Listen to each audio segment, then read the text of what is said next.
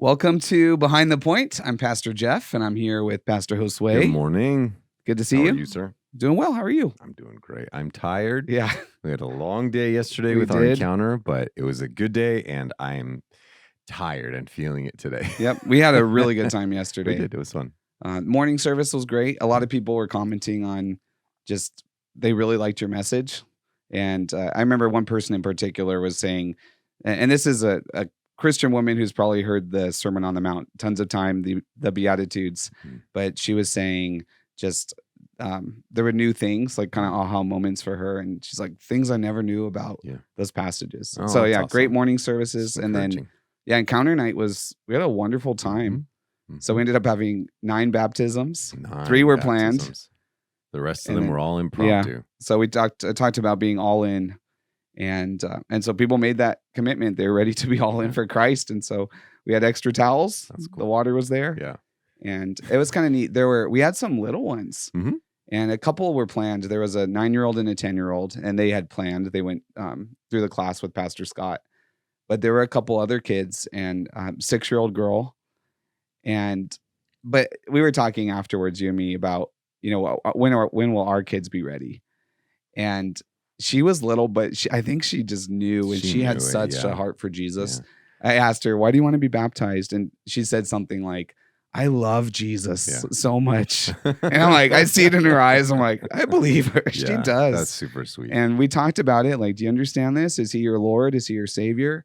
I asked that of every person before they were baptized. And we talked through just briefly what that was, what the symbolism of it. But that was really cool. And then there was there's a guy, Ryan, at our church.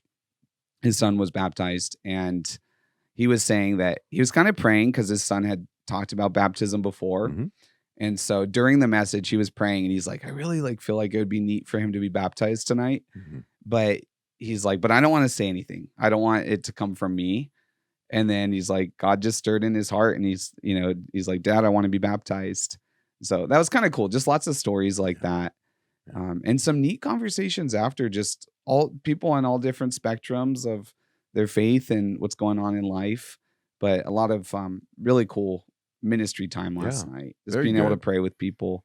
That's There's a good. guy I talked to who he was going towards baptism. He's like, I didn't do it tonight, but we were able to just talk about that and steps and whatnot. So I think it was cool. Moved a lot of people forward last night in their Good. faith. Yeah. Yeah. We had over 600 people in the park last Yeah, night. that was cool. Super cool. We had kids sections. We had the popsicles. hmm It's just a great feel. Even Susie mentioned this morning, as chaotic as it felt a little bit up front, and even in the chaos and the aftermath of cleaning up, she goes, I love that it was something different. Yeah. We've done stuff in the park, but the encounter nights, the way we've done them, again, these are barely a year and a half old, right? Yep. We only started them last year, and this is our second year into them. This is our second one of the year. hmm And it was just different. Like, we took it outside, we Yeah. opened that up. The impromptu thing we did a couple years ago on a was that Easter or Good Friday? Were you here when we did that already? No. No, Damien, do you remember? It was on Yeah, a Good so Damien Friday said a service. Good Oh, that's Friday. right.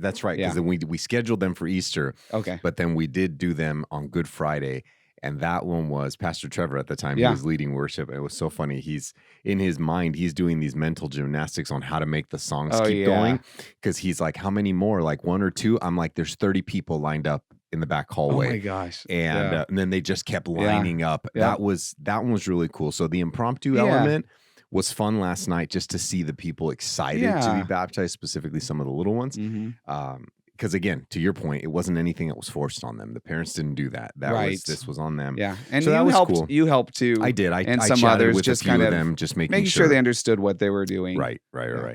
But it was fun. It was a lot of fun, and just to Susie's point, I love that it was something different. So Yeah. it's cool. And thank you to the worship team, Yeah, they put Dan, in a who's lot of work. our sound engineer. Mm. He was out there all day. Since the morning service. I Yeah. ran sound in the Yeah, morning just setting services up so he the could- stage, getting all this sound, and it Yeah. sounded really He good. did a great job. It was loud. I could hear It's it very loud. as they were rehearsing. I was at the church office, the opposite corner. Mm. The doors closed. I could like hear the lyrics coming through, and Gave a I little could hear the cymbals of the drums and stuff. slightly reminiscent of our times during COVID when we were outside Mhm. and we're sitting in the office and we could Yeah. hear the band rehearsing outside. So slightly reminiscent, Yeah. but it was cool. It was good. Yeah, it was a Really really enjoyed good it. time. Yeah.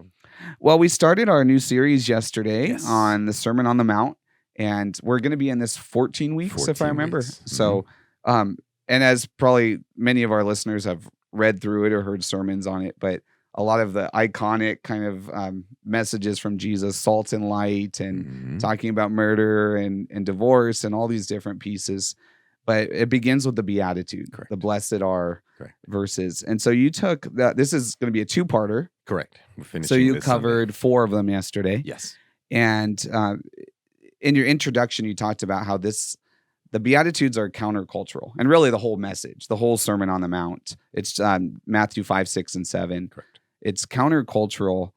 And this wasn't, I like how you said it. I don't know if I'll phrase it correctly, but this wasn't to be annoying, but it was to be what God designed, what God intended for the Right. kingdom of God. It's not meant to be not a confrontational. Yes, not countercultural, confrontational. Yeah. Not to be obnoxious or annoying Right. or to disrupt a system, but rather to be freeing, Yes. to be liberated. Yes. And so all of your points had to do with the call to live countercultural means. And so you gave us 4 things. And each of those were based on those 4 verses you Correct. had. So the first one was the call to live counterculturally means I live with less self. Bless self. And that comes out of Matthew 5:3. Blessed are the poor in spirit, for theirs is the kingdom of heaven. Mhm. I like how you said to be poor in spirit, because I've wrestled with that over the years.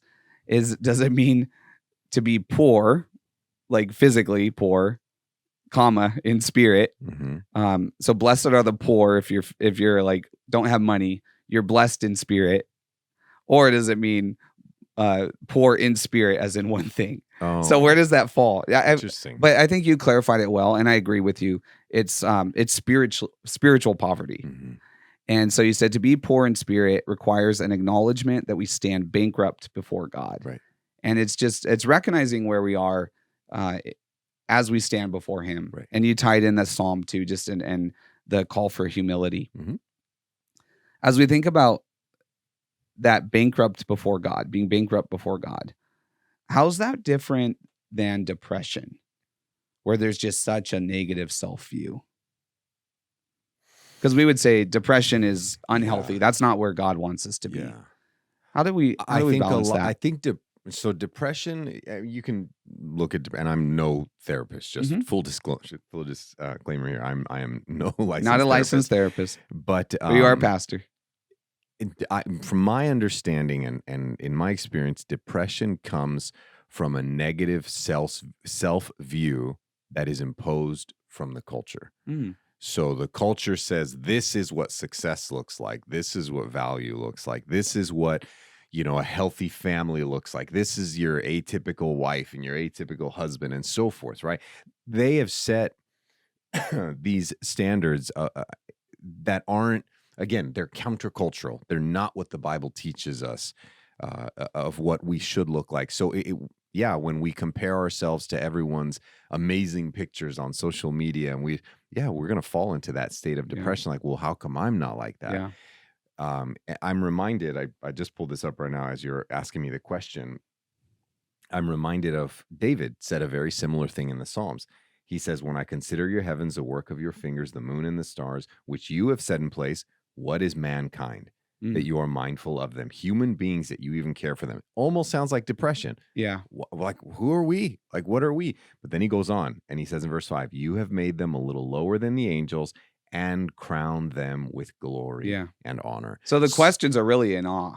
Like, yes. what is man? Why do you even care? Exactly. Like, how incredible is this? So I would argue the difference between depression and being poor in spirit is to be poor in spirit is to embrace and receive that you and I are crowned with glory and honor from the Lord, Yeah. that's where our value comes from, Yes. not from culture. Yeah. And not from what it describes Yes. as valuable, successful, Yeah. strength, beauty, even for that matter, for so many of our Yeah. young ladies. That's a huge thing. So am I answering your question? Yeah, I The think that's distinction helpful. between the Yeah, two? depression, and I mean, it's the self-destructive thoughts just lead us to dark places. Absolutely. Oh yeah. And Well, it's that's comparison. not how God wants us to see it. It's He all it wants is, us to comparison game. Yes, Yeah. and he wants us to have humility. But it is then God, to your point, God gives us value.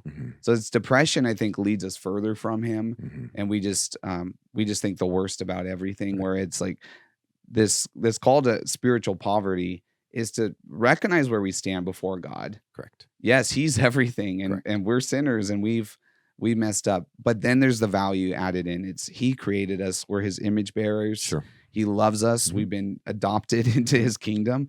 He loves us so much that he died for us. And so it is this like, yes, we don't deserve it, and we recognize that, but God loves us so much, and he wants us to see that in ourselves too, in a healthy way, not building ourselves up pridefully, but keeping a healthy humility. So yeah, I think that was a helpful way to think of it. I guess I would add, it's beyond just a cultural view. I think it's really our own flesh sometimes too, leading us to depression. But I think that's always, and culture has shaped that. Yeah, certainly. I think that's always influenced by culture. Yeah, because you think of people in different cultures, and their self-worth is almost always influenced by what that culture says is valuable. And there is a level of, some people have a, it's mental health too, obviously leads to it. And there's health and some cognitive things that create more challenges for other people, certainly. So the next point, you said the call to live counterculturally means I embrace my flaws. And this comes out of Matthew 5:4. Blessed are those who mourn, for they will be comforted. And this one was eye-opening, because oftentimes we think of mourning primarily as losing a loved one. Right. And which I do think there's a part of it. The principle can be applied that God embraces us, that he will comfort that is those who are mourning elsewhere in the Bible. Yeah. But here, and I think you made a good case for it, that the context here in light of all of this is that mourning here is likely more Jesus speaking about mourning injustices and grieving sin. In Psalm 51, you brought in, it's that powerful psalm, King David acknowledging his sin before the Lord. And he messed up big time. This is after he sinned. He had an affair with Bathsheba, a married woman. He essentially had her husband killed. He tried to cover it up. So really a ton of wickedness in his life. But one thing about David is he had a heart for God. He was a man after God's own heart, and he repented. And so Psalm 51 accounts part of that he recognized his need for God to have mercy on him, and for God to be the one who blotted out his transgressions.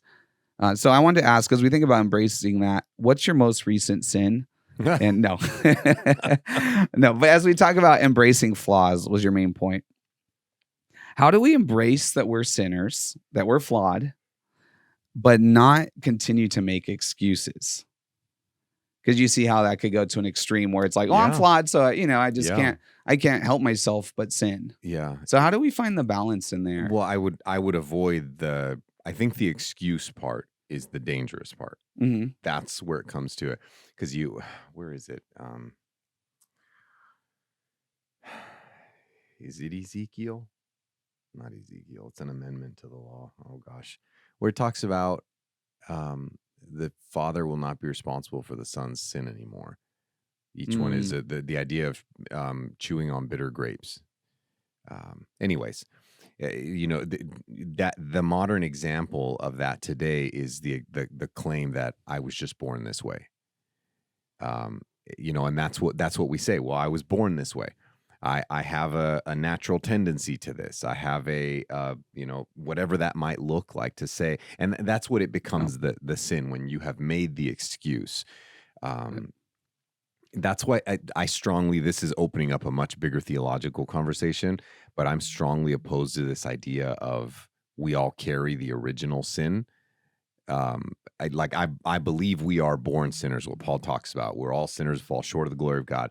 but am I still carrying the curse of Adam? That Yeah. I disagree, because at that point it's easy for me to say, well, it's just my human nature. So God is evil if he punishes Yep. me for the way he created me. It sounds like an easy way to do that. Sure. And a passage that I love to tie to this is one that we often overlook. We all know John 3:16, for God so loved the world, he gave his only son, and so forth. When we get to verse 17, though, is the part that I love. And it reads, for God did not send his son into the world to condemn the world, but to save the world through him. And whoever believes in him is not condemned. Yep. And that's the call to not make an excuse. If you believe in him, you are not condemned. And it calls us out of that mindset of, well, this is just how I am.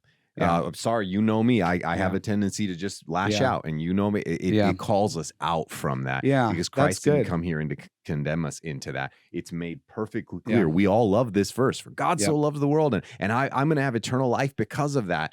We completely ignore verse 17 all the time, and it's Last night I was reading a verse from Romans, and it talks about, should we go on sinning?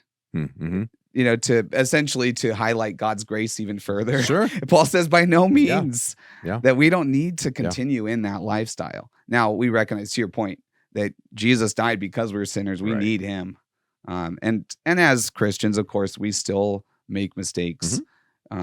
But we ought not continue purposely in sin. Correct. As much as possible, we should walk with Christ. Correct. And Damien helped us out. He found the reference you were talking about. It was Ezekiel 18. Ezekiel, okay. Yeah, Ezekiel 18:20. It says, the one who sins is the one who will die. The child will not share the guilt of the parent. There you go. Nor will the parent share the guilt of the child. Right. The righteousness of the righteous will be credited to them, and the wickedness of the wicked will be charged against them. That's I believe that whole section, it talks about at the beginning, if you can take a look at the beginning of that chapter, it talks about no longer will the children chew on sour grapes or bitter grapes, something like that.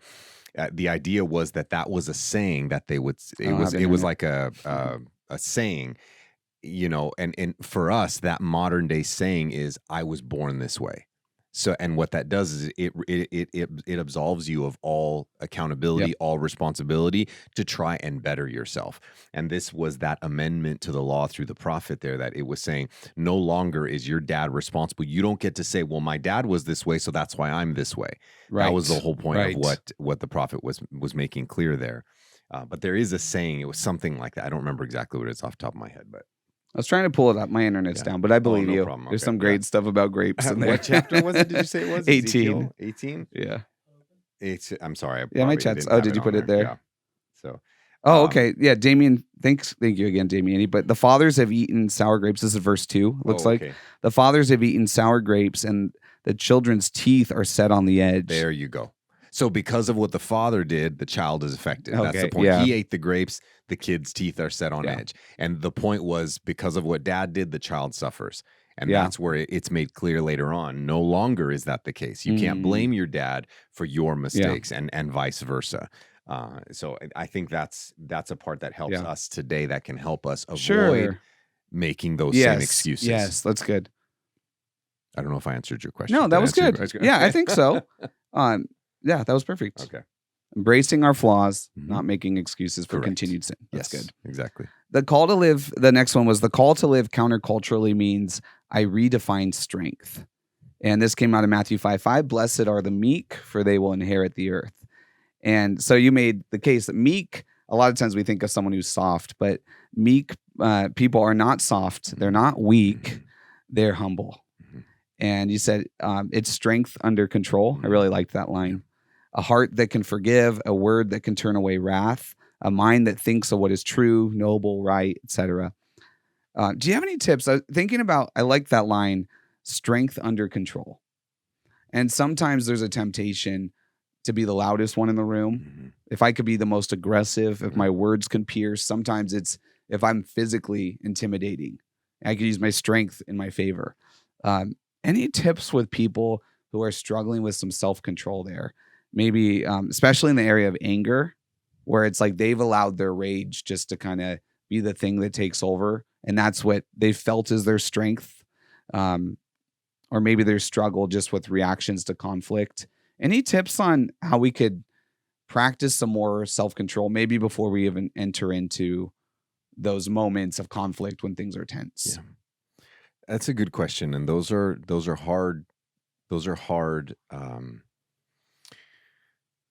scenarios. Specifically, people don't like to admit that that they struggle with that. A Yeah. couple years ago, we had a class here on anger management. We may consider bringing it back. Yep. We've been talking Pastor about that. Mitch and Scott led through that class, and we may consider bringing that back. But I'll be transparent enough to say this, as I'm not super old, for the record, but as I'm getting older, I feel like I'm becoming more of an angry person than I ever was. And I can't say that I can put my finger on the reason for it, but I know that my patience is not as Present. yeah, it's just not what it used to Yeah. be. It's not. I find myself losing my patience quicker than I ever have. And one of the things, so I started looking up into some of that stuff in regards to anger management and so forth. And one of the things that really challenged me, so I think an answer to your question for those maybe potential tips or tricks, is specifically if you're a parent, I find that I tend to lose my patience quicker with my kids than anybody else. Sure. And but one of the things that I read online talked about, if you're struggling with this kind of stuff, and it gave this huge long explanation that I don't have time to go into, but in a nutshell, it says, why is it that the people at work you can be patient with, but the moment you come home, you lash out to your kids? Yep, guilty. And I'm reminded of, even at seminary, one of the things that we talked about in our spiritual formations class was, don't forget that your first assignment from God is your family. Yeah. And it's like they should be the ones to. So to answer your question, the tip and trick is to remember who your first assignment is. Yeah. I feel like because I earn a paycheck from work, because this is where I have the title, this is where, whoever that might be, whatever that situation, that they are owed my best, right? No, the truth is your first assignment, which is your family, whoever that is. Maybe you still live with mom and dad. Maybe it's, you're only married. Maybe you only have, you're a single parent. Maybe whatever that is, whoever you call family is your first assignment, and everything else comes secondary. Yeah. So it should be who is getting your best. Who is getting your best. Ask yourself that question, and I think that may help. I've tried to ask myself that question all the time. Am I losing patience with my kids? Just the other day, I got a thing against messes. They really stress me out very much. I almost think it's clinical. But what was it? The other day, my daughter was asking me she was looking for her favorite brush, whatever that was. And did you just wipe the table? Yeah. Is that what you did? Oh my gosh. You missed a little spot. dust Anyways, there. Whoops, I forgot to dust this table before you came in. No. Anyways, but my daughter was looking for her brush, and I was trying to help her find it. And I said, baby, I just saw your brush, but I'm walking around with a cup of coffee. And I said, look, it's right here. And she got so excited. She jumped and ran and bumped me. And I spilled half my coffee on the floor. And I was like, oh, Olivia. And then I thought to myself, my wife is so good at this. She automatically goes, that's okay. Oopsie. We'll clean it up. Yeah. And I immediately jumped to frustration for whatever reason. So I heard myself, I caught myself say that. And I said, don't worry about it. I'll get a towel and clean it up. And that was so hard for me to do. Yeah. But when I went to go and clean it up, as my daughter went running down the hallway excited that she found her brush, that really, I feel like it was a win. You had self-control in that moment. I made a progress by an inch. I just moved forward on that line, even if it was in the smallest amount measurable. But I was like, I didn't get angry with her. I was like, oh, and then she looked at me. I was like, that's okay. We'll clean it up. I'll clean it up. And I did. I was able to do that. So there's a lot of wisdom in that. It takes finding the wins too. It takes strength to do that. That's not easy. I will be the first to admit that is a difficult thing to do. And that's oftentimes come with a stern glance from my wife. Sure, there was no need for you to get that upset. Sure. And as much as I hate that, but it's how the Lord often speaks to you sometimes through different people's voices. it's often through your wife's eyes sometimes too. She's just like, "Ugh," and I'm like, stop it.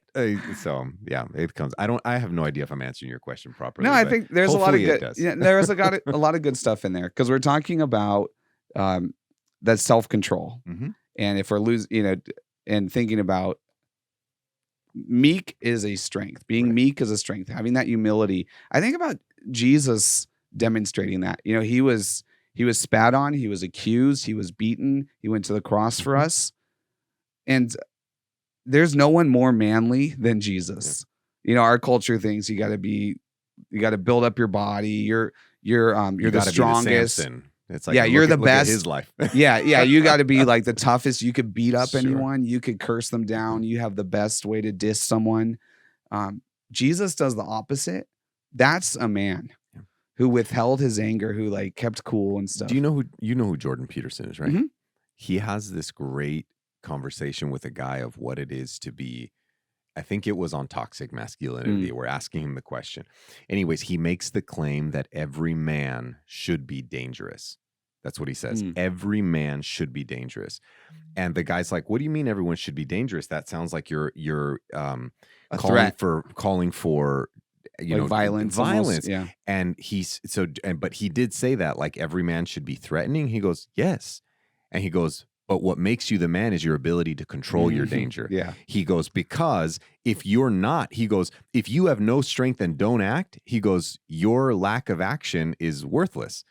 It's the fact that you have the ability to respond to this threat, that you have the ability to hurt and to cause this damage. He goes, and it's your ability to control that and not act out that makes you the man. Yeah. He goes, otherwise there's no strength in that. That's not strength at all. Yep. I thought it very good perspective to understand what he called what Kent Hughes, the guy that the pastor I quoted yesterday, the idea of strength under control. Yep. He just takes a much more secular view to it, which is why I didn't bring his words into it, but Jordan Peterson does. Yeah. And but I but thought it is that holding back, being able to hold being back. able to control that. Yeah. Yeah. I would echo too. I liked your point about kind of examining, is my family getting my best? Because I think most of us realistically would say, no, they're getting our worst. And there's back to excuses. I'm coming off. It's the end of the day. I'm tired. We have higher expectations for our families, but they are, to your point, our first ministry. Well, and so are they getting my best? Also, my strengths, my gifts, my talents, my love, my compassion. Yeah. All of these, not just are they getting your best as in I brought home a paycheck. Yes. And I've provided a roof. Right. But that's the bare minimums. Yeah. Right. But everything about you, who you are, your creativity, your generosity, are they getting your best? And admittedly, I know we're talking about this only from a male perspective, but on both sides. Well, moms too. Exactly. Of course. That's my point. This is. And if you're not parents, friends, and 100%, and daughters and sons and brothers and sisters, and they should. Everybody colleagues, who you call family should always get your best. Yeah.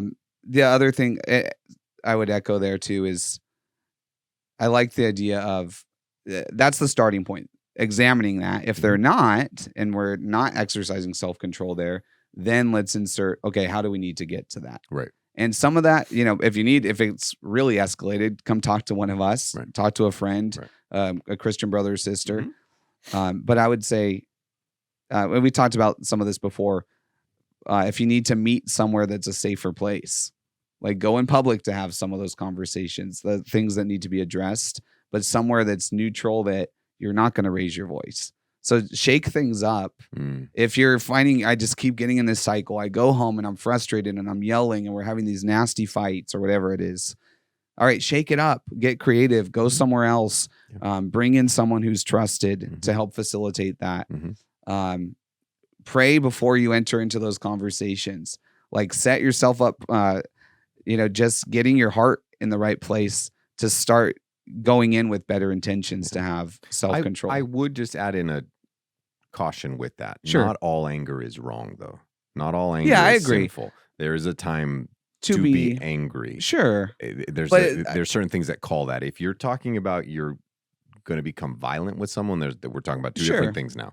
But the anger is not the sin, just to be clear. Yes, I agree. That's the point I'm trying to get across. It's the inappropriate when it's escalated to a point of being threatening, I'm the only voice heard in this conversation. Yes. So it's like, if you're losing your cool and you're cursing at someone or whatnot, like, okay, that's escalated to an unhealthy place. Yeah. So let's talk about the last point. So the call to live counterculturally means I limit what I consume. And this comes out of Matthew 5:6. Blessed are those who hunger and thirst for righteousness, for they will be filled. Mm-hmm. And a lot of people gasped when you asked if they're hungering and thirsting for righteousness in what they watch. It was, ooh. Where we spend our money. You talked about how, if we give to charities, how much we give to Starbucks every day or whatever, it's kind of sad if we were to just like look at our, how much we spend in certain areas sometimes, what places we're going to, are we hungering and thirsting for righteousness in the people that we're associating with? So I wanted to touch on just a few of those briefly, if we can. How do we navigate this without becoming legalistic? So legalism is we're obsessed with kind of this perfect in every area, and we're almost like the Pharisees would do. Yeah. They're so obsessed with measuring this food that they're eating, but they're not loving people, and they're not having a real relationship with God, and they become judgmental and critical. So we want to avoid becoming just like critical people. The idea of, what is it? Don't pull your donkey out of the ditch. Yeah. On the Sabbath, that kind of thing. Because I need to rest, I can't help someone, or I can't save this. Yeah. So here's a couple I'd love to touch on. The first one you talked about, are we hungering and thirsting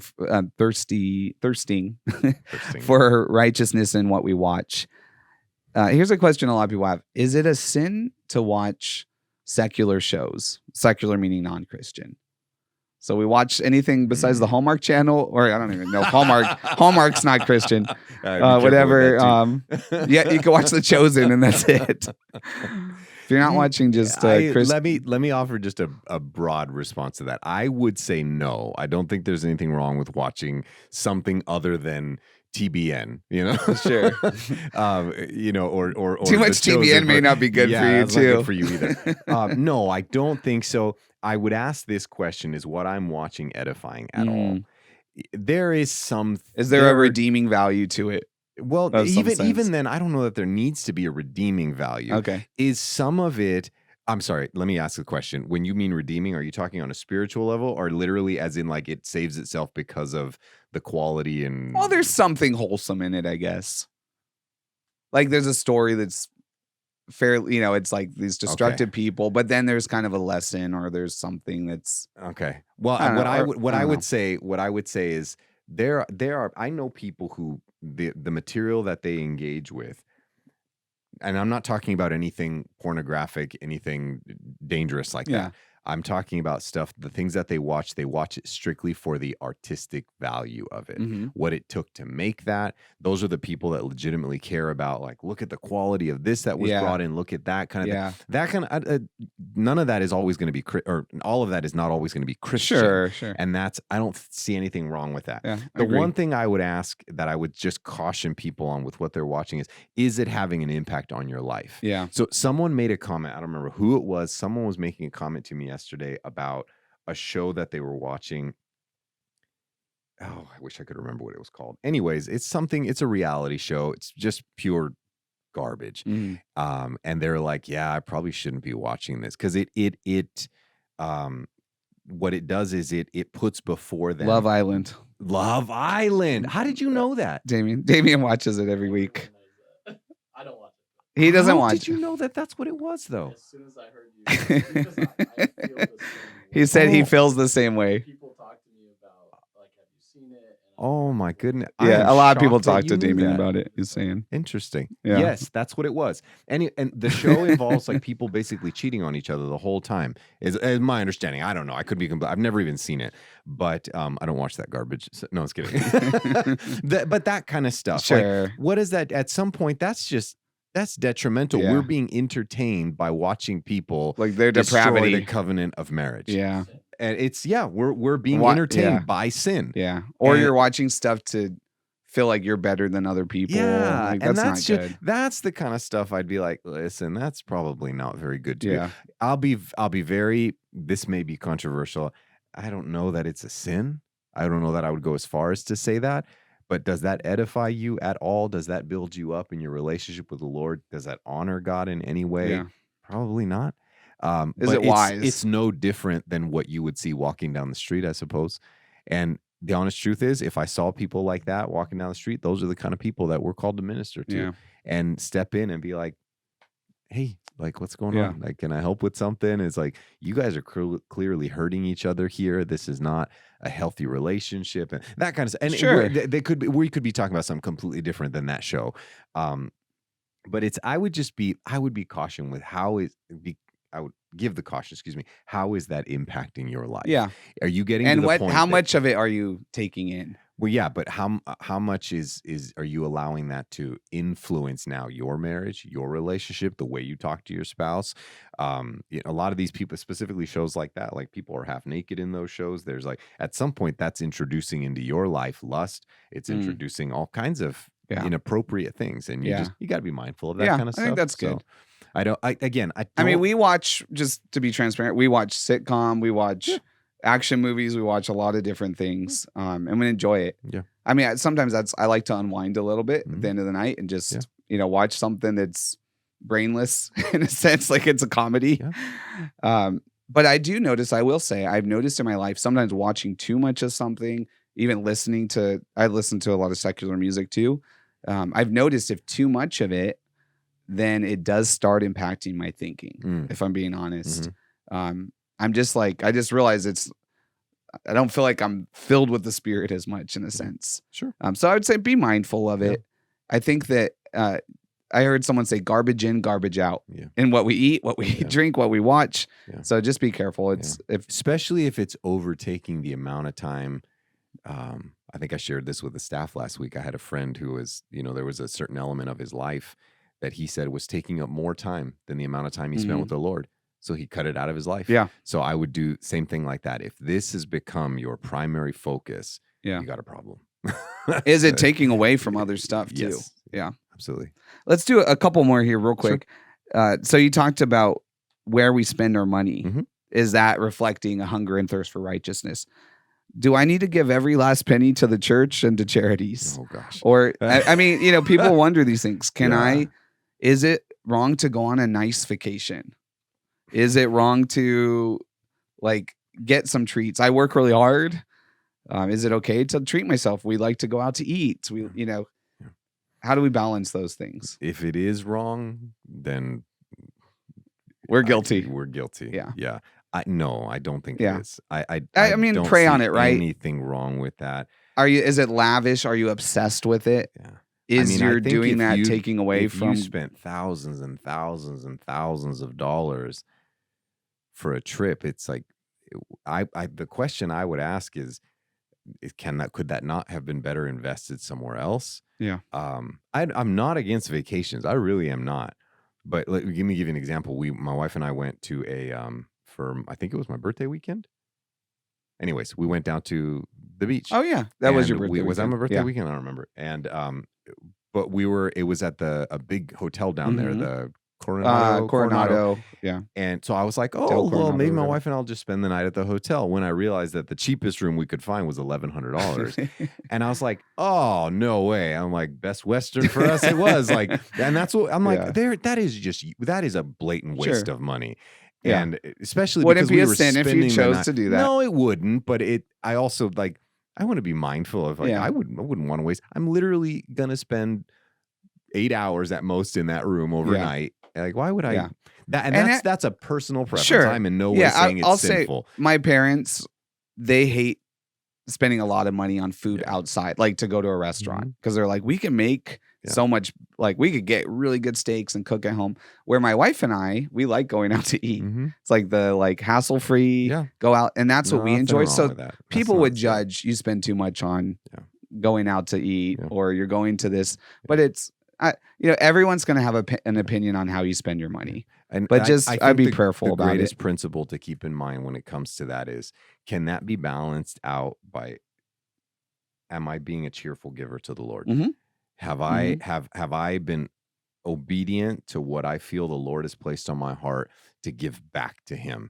And if I'm giving generously there, if I have that understanding, if I have developed my faith in that capacity where I am a cheerful giver and I've got money to go and do this, then I don't see anything wrong with that by any means. No. That's good. I want to ask one more. I think this one's important because we did talk about hungering and thirsting for righteousness in the people we're associating with. Mm-hmm.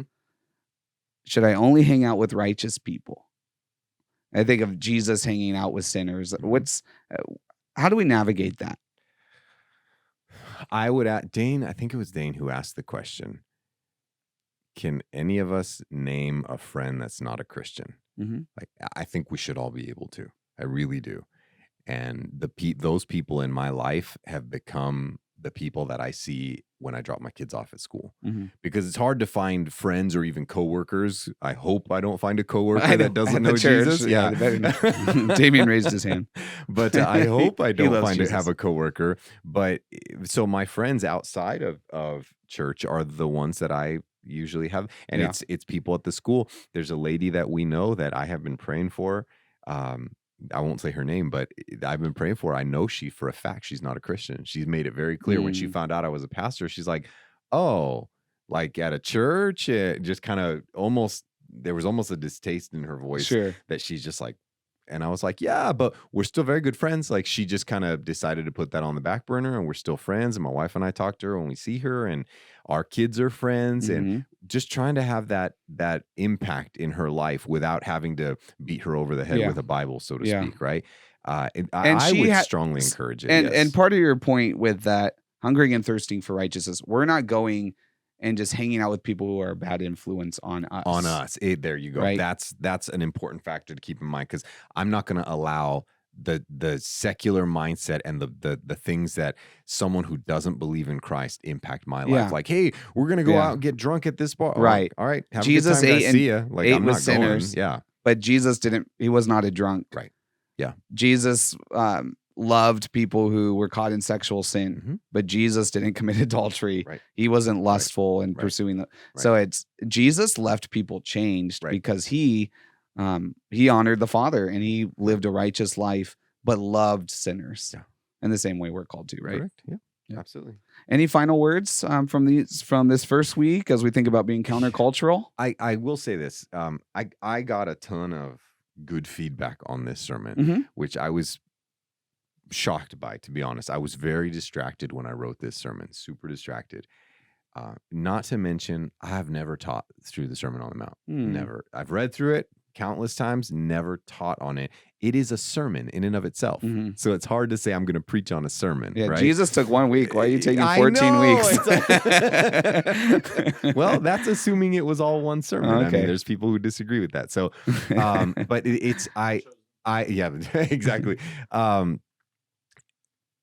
But I would say this, I am very excited for this series, and I would encourage people, invite your friends and family for this one, because this one is just one I really feel the Lord is going to do something incredible with. Yeah. And I'm nervous as all can be for this series, because again, I've never taught through it, but I really am excited to go through it, and I think it has the power. Every sermon does, everything that's based on Scripture, but this is something about the Sermon on the Mount. Yeah, that it's just, I really think it has the power to impact lives and transform lives. Yeah. So I would encourage folks, if you're able to, bring those names that you've put on the board, invite them to church this week, and I think it's very current. Well, right? Well, and the best part, I talked with someone about this yesterday. Jesus was talking to his disciples, not the crowds. They just happened to be there.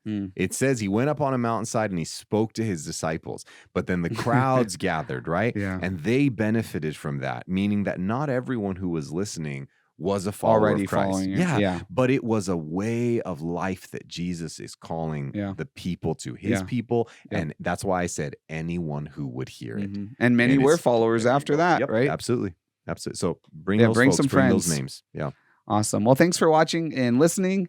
I think we're putting this on YouTube, so this might be the first one you see of us. Thank you for watching, and make sure that you continue to listen, subscribe. If you're listening on Spotify or Apple, I think you could subscribe on YouTube as well. And we look forward to more conversations. God bless you. Bye, guys.